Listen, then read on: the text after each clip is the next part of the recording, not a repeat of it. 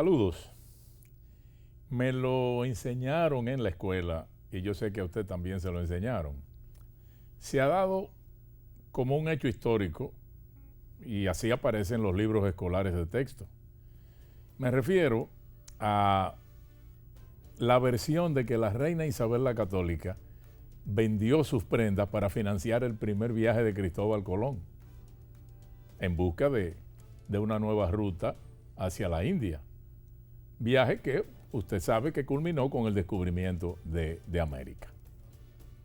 Pero ¿qué ocurre? Que asistí a una conferencia dictada por un profesional dominicano en la que él afirma, o afirmó ahí, que eso no es cierto, que el financiamiento del viaje de Colón no fue fruto de la venta de prendas de la reina Isabel la Católica, y presentó en esa conferencia las pruebas que sustentan su creencia. Ese profesional es el doctor Ronnie Joubert, conocido odontólogo, especialista en rehabilitación bucal, en estética, implantes.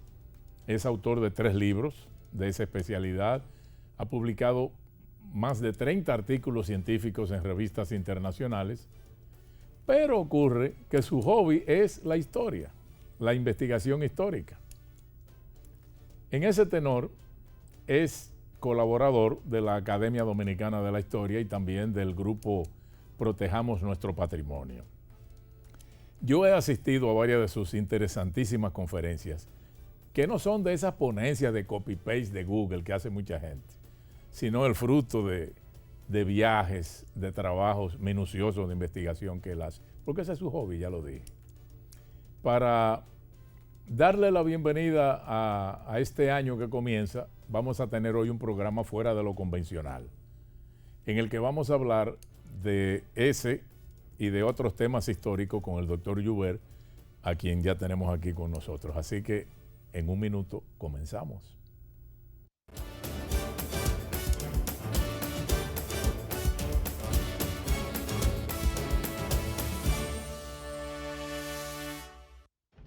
Creemos en la grandeza de los negocios.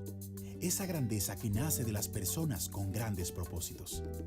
Propósitos que se convierten en su motor de impulso cada día y que los mantiene siempre abiertos.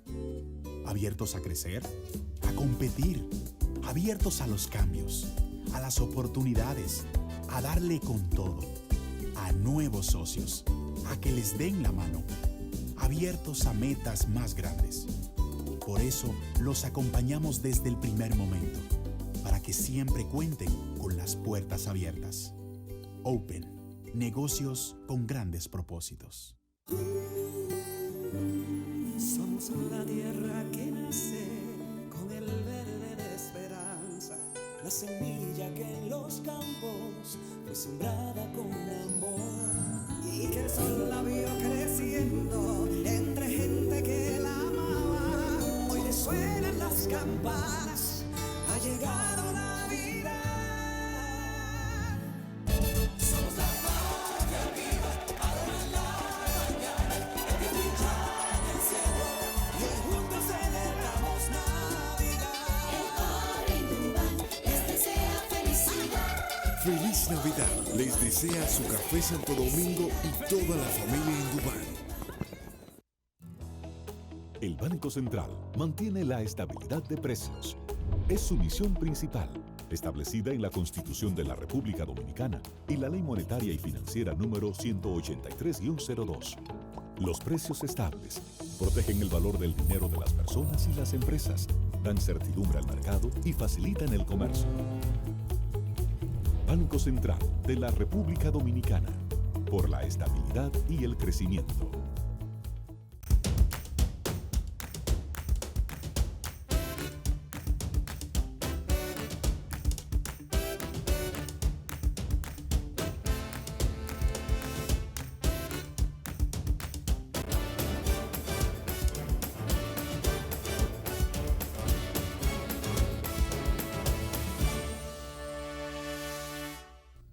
Ronnie, bienvenido. Gracias por la distinción de la invitación. Hombre, gracias a ti por venir.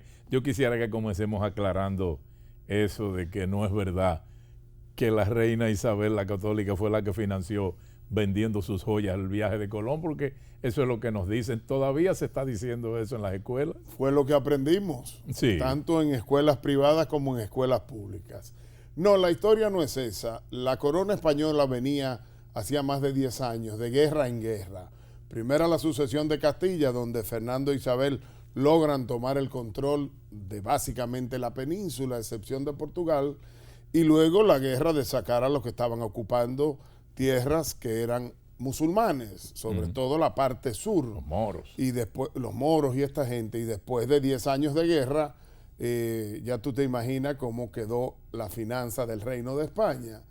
Y evidentemente yo pienso que eso fue una estrategia comercial para vender la imagen de los reyes católicos, pero realmente el dinero, que fueron más o menos 2 millones de maravedíes, que correspondería transportado al día de hoy a 1 millón de euros, si se hiciera la misma expedición de 3 embarcaciones con las casi 100 personas que vinieron, más toda la logística de armas, medicamentos, en fin, no se consiguió ese dinero a través de las ventas de las joyas.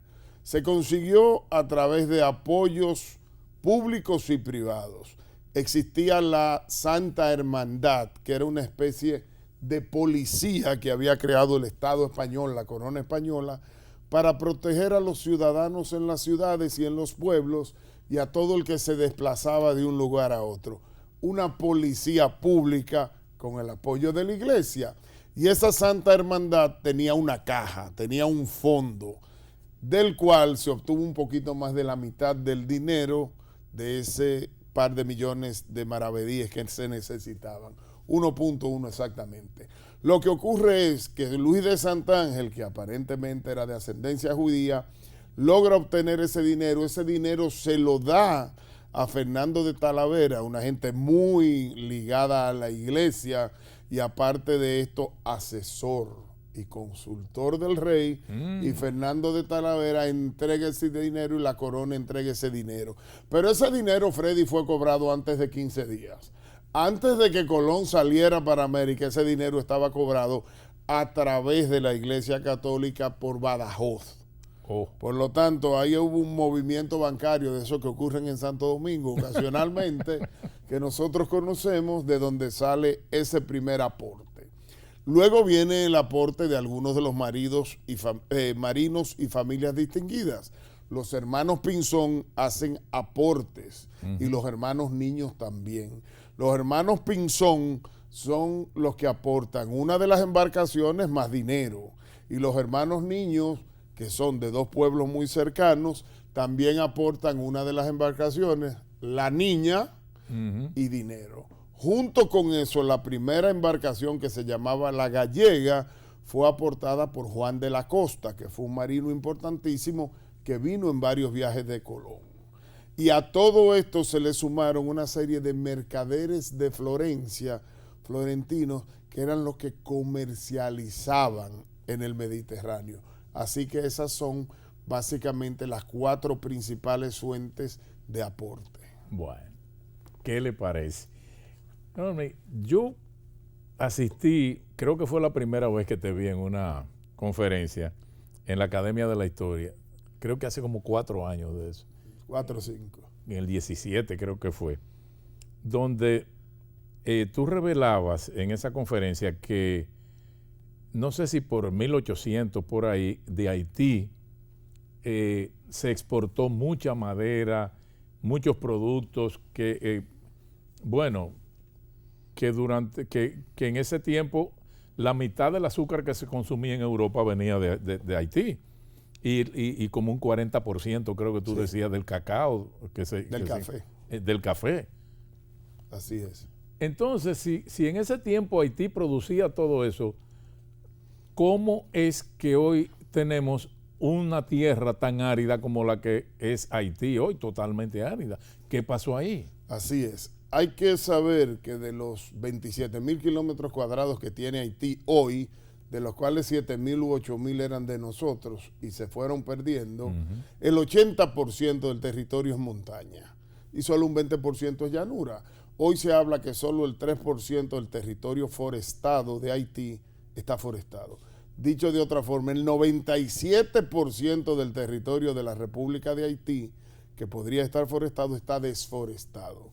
Para que los amigos televidentes tengan una idea, nosotros tenemos un 15% mucho más, 15 veces más forestación. Tenemos más de un 35% de territorio forestado. ¿Qué pasa? Que los franceses colonos que llegan a Haití a montar aquella esclavitud violenta para producir caña, café, cacao, algodón y demás, desbastan los territorios, deforestan para transformar la tierra en tierra agrícola y poder sembrar esto. Por lo tanto, hay una depredación salvaje de un siglo para cambiar el ecosistema de bosques y forestas a zonas productivas agrícolas. Luego, la gente de mucha limitación que vivía en las ciudades es expulsada a la zona forestal y esa gente no tenía otra capacidad que tumbar árboles y hacer leña o carbón y venderlo.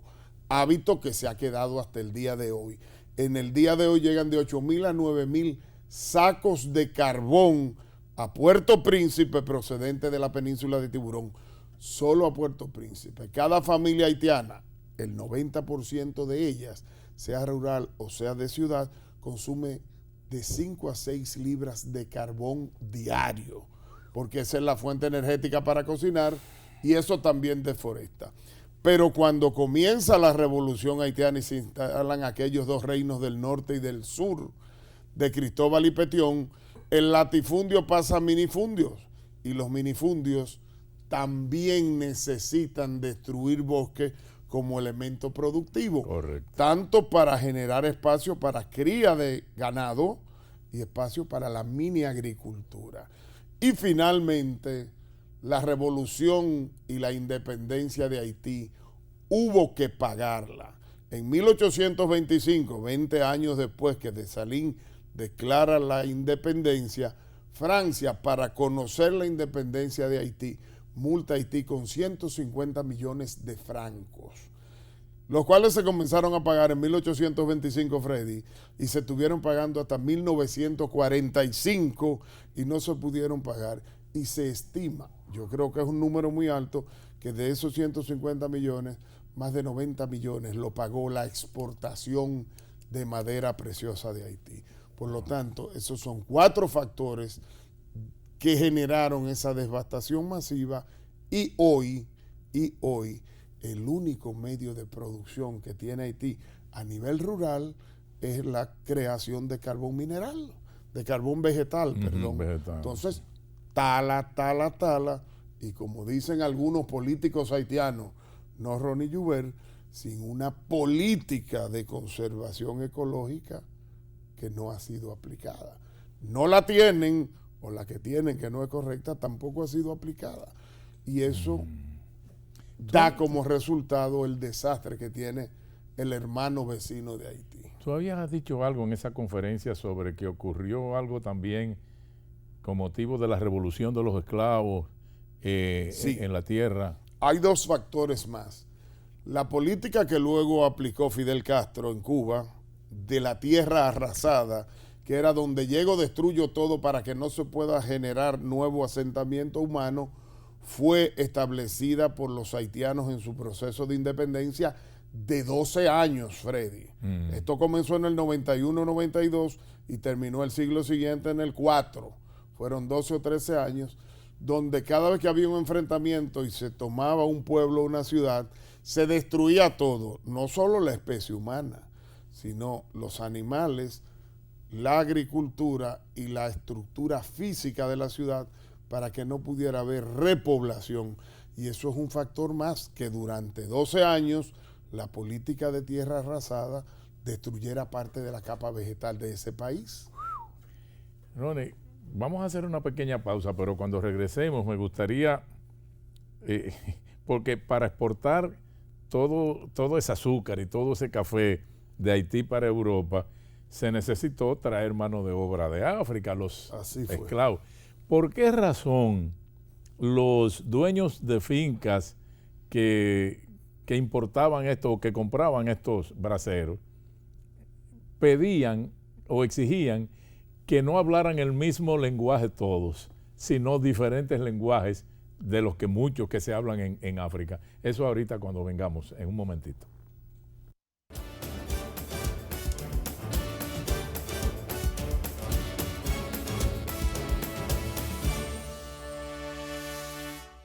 Descarga tus remesas y descubre todo lo que puedes hacer con Bimen Cash, la cual te permite recibir las remesas que te envían por Bimenca y Western Union al instante. Desde la aplicación podrás realizar pagos de servicios y recargar celulares. Además, te entregamos una tarjeta prepago con la que podrás comprar en establecimientos comerciales y retirar efectivo en cajeros automáticos.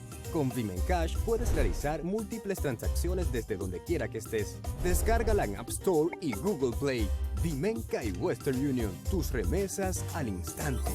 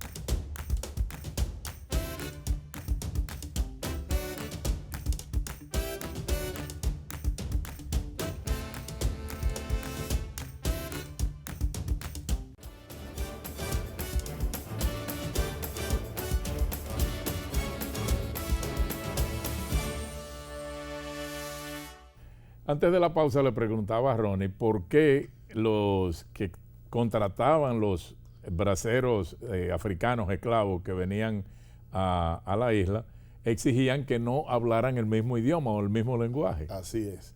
Para el 1550 la esclavitud aborigen se había acabado. Las enfermedades, los microbios y virus que llegaron de Europa y la falta de resistencia de los aborígenes a esas enfermedades definitivamente acabaron con los taínos en la isla. Se estima que solo tenemos un 3% de carga genética taína nosotros. Por lo tanto, no hay taínos. Entonces se necesitaba mano de obra esclava y los europeos, transportados por los portugueses que se habían quedado con el control del oeste de África y de las islas estes del Atlántico Este, negociaron con los otros países de Europa traerle los esclavos de lugares diferentes para que a esas tribus hablar dialectos distintos no se pudieran entender en la zona donde montaban la esclavitud. Lo cual al principio funcionó, Freddy, traían relación 5-1, hombres-mujeres, porque lo que necesitaban eran producir, pero esa gente crearon una lengua. Después de 100 años, una comunidad viviendo en un lugar genera una lengua que es el criollo o el creol que ellos hablan. Y la segunda razón era, o la razón central, era que no se entendieran para que no se pusieran de acuerdo y no se levantaran en un movimiento revolucionario, cosa que sí ocurrió 100 años después, donde una revolución totalmente racista, hay que decirlo sin ánimos de ofender a nadie, y totalmente negrista, se encarga de desaparecer aquellos 35-40,000% de blancos y aquellos 45,000 mulatos para quedarse con el control y la supremacía negra en la parte de la isla. Y finalmente Dessalines en 1804 declara la revolución y declara la independencia, donde el ciudadano haitiano no pasa a ser en esa constitución ciudadano haitiano, sino recibe el nombre de negro, refiriéndose a que el negro es el ciudadano haitiano, y de donde se declara que ningún mulato ni ningún blanco podía tener propiedad privada en ese territorio. Hablando de negro, había un llamado código negro, sí, que era el que se implementaba para el manejo de los... Hubo dos códigos, el código negro de Luis en Francia, y hubo un código negro o un código de manejo de la esclavitud de este lado que al final no se aplicó, donde habían un sinnúmero de leyes para poder manejar los esclavos y con el respaldo del gobierno y con el respaldo de la iglesia, donde el esclavo podía ser sometido desde un simple manotazo a quitársele la vida siempre y cuando no cumpliera con las demandas de los amos. Y el Código Negro, uno lo lee, Freddy, y permitía cortarle no solo la mano, sino la cabeza a un esclavo rebelde. Rebeldía que podría ser simple y sencillamente de que él no quería hacer lo que el jefe le mandaba. Y ya, córtale la O cabeza. hasta matar a la mujer del jefe. Pero desde que yo no voy a hacer esto hasta hacer realmente cosas que ameritaban hechos mayores. Y hubo toda una reglamentación para poder manejar 500,000 de esclavos solo por parte de 35,000 blancos, que fue lo que ocurrió de ese lado. Wow. Aparte del tema este de los esclavos y de Haití, yo he oído teorías de que los asiáticos llegaron primero a América que los españoles. Han hablado de que los asiáticos llegaron, han hablado de que llegaron los nórdicos. Yo ese tema no lo manejo, pero una de las teorías es que los indios de América parecen asiáticos porque lograron venir de Asia cruzando el estrecho de Bering y poblaron América llegando por esa vía, y que por eso los indios o los aborígenes americanos tienen pómulos salientes y facciones orientales, pero no te puedo informar más de ahí. Eso lo conozco cuando estudié biología, pero sí han dicho que Érico el Rojo llegó de la parte norte de Europa y otros más, pero ese tema no lo manejo a profundidad. Lo cierto es que aunque hubieran llegado a América antes que Colón, que estimo que sí, europeos llegaron, y hay algunas teorías que parecen demostrar eso, Colón es quien establece, digamos, que el programa de ida y vuelta de manera rutinaria. Los que llegaban volvían y no habían reportes organizados de eso. Colón en ese viaje de 1492 llega y vuelve y lleva mercancía de América que no había en Europa, y como que establece que sí llegué a algún sitio y conecté el mundo por el occidente. Fíjate que se lleva 2 o 3 aborígenes, se lleva loros, no habían loros de los que hay aquí, y algunos animales para demostrarle a la corte y a Fernando y a Isabel, que están en Barcelona en su corte itinerante, que él llegó a otras tierras que no eran europeas. Y eso es lo que marca la diferencia. La raza haitiana, o la raza que puebla Haití, es una raza más pura que la nuestra. Nosotros somos más mestizos. Tú sabes que el Hitler que terminó en loco, pues yo pienso que se puso loco, lo que pudo haber sido un gran estadista, terminó en locura, pero él hizo experimentos tratando de crear una raza pura. Sí. ¿Tú crees que en el mestizaje hay una desventaja con relación a la raza pura? Lo que pasa es que en los últimos 500, 600 años el planeta ya no tiene razas tan puras. Desde que comenzaron las migraciones, las razas se comenzaron a cruzar. Si tú buscas la carga genética de nosotros, solo tenemos un 3-4% de carga aborigen. Eso lo demuestra un estudio que hizo Bernardo Vega con UNIVI National Geographic, que está publicado en la revista de la Academia. Pero yo pienso que hay un poco más de disciplina y de idiosincrasia. Y hay 2 componentes fundamentales. La religión, sea uno religioso o no, y de dónde vengan las costumbres. Desde que tú tengas 2 países vecinos con 2 religiones totalmente diferentes, hay problemas. Por ejemplo, Chile y Argentina tienen diferencia. Venezuela y Colombia tienen diferencia, pero no son diferencias religiosas. Y la otra parte es el idioma. El canal de comunicación, sea para pelear o ponernos de acuerdo, es el idioma. Entonces yo contestarte eso no tendría las herramientas, pero creo que el problema de ese país fue que en el afán de destruir la clase esclavizante, que eran los blancos y los mulatos, se perdió mucho, y que la clase esclava que vino no pudo capitalizar el control político y social. Y se quedó esa gran diferencia. Yo recuerdo en aquella conferencia que hablamos al principio en la Academia Dominicana de la Historia, tú hablaste de que en el 1800, cuando el dominio francés en la isla, comenzó tú lo llamabas, sí, un saqueo que todavía tiene consecuencias. ¿En qué sentido tú dices que tiene consecuencias? La era de Francia fue de 1802 a 1809, donde cuando se levanta la revolución y la independencia en la parte oeste, Napoleón manda una invasión de Leclerc, su cuñado, y finalmente pierde el ejército napoleónico la parte oeste de la isla, que no fue por el enfrentamiento militar. Se estima que de los 54 o 55 mil soldados que ahí llegaron, más de 40 mil lo mató la fiebre amarilla. Tienen que abandonar ahí. Napoleón tenía el interés puesto en otras cosas y el ejército francés tomó la isla. Por lo tanto, al independizarse Haití en 1804, ellos se quedan en esta parte. Recuérdate que al gobernador Ferrán lo mata Juan Sánchez Ramírez, lo vence Juan Sánchez Ramírez en Palo Hincado. El saqueo comenzó en la isla desde que llegaron los españoles. Sí. Se llevaron la madera. Vamos a decir que se llevaron el oro, no fue tanto. Se llevaron la madera, se llevaron los bienes y cuando se acabaron las posibilidades, abandonaron la isla y se fueron para otro sitio, sin ánimos de ofender a nadie.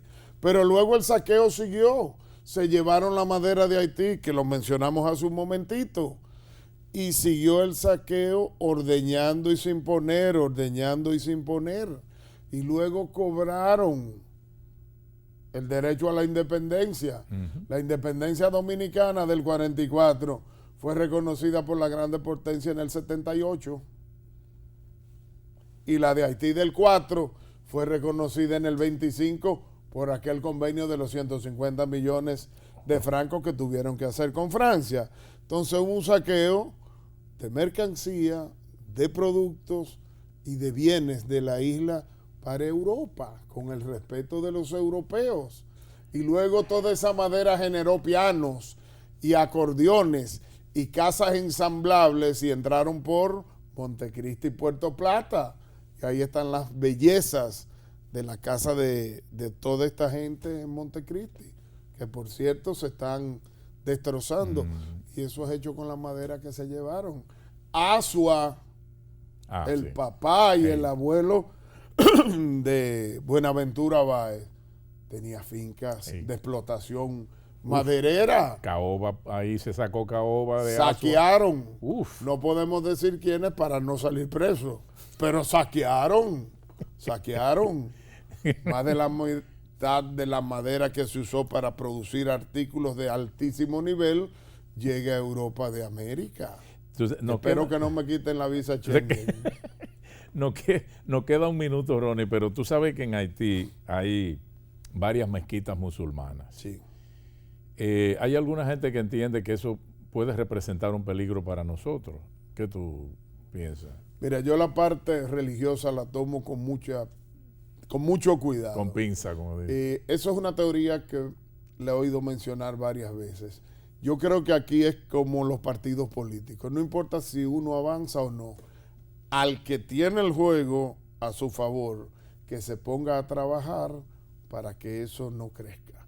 A la iglesia cristiana, sea católica o sea evangélica, que se fajen a trabajar para que esas otras religiones, que son absolutamente diferentes a las que nos criamos y a lo que es el Estado dominicano, que trabajen para que los otros no crezcan. Ya eso se hizo con las Biblias protestantes que entraron por el norte en el siglo XVII y XVIII. Entonces, lograron pararla. Ese es un enfrentamiento a nivel de iglesia y no tuyo y mío. ¿Verdad que sí? Bueno, señores, las conferencias... Ronnie tiene una cantidad de conferencias con temas interesantísimos que podríamos estar 4 horas aquí. Así que lo tendremos que invitar en otra ocasión para otro de los temas que él domina porque los ha estudiado a profundidad. Mucho gusto. Muchas gracias, Ronnie. Y amigos, hasta la próxima. A ti por la distinción de la invitación.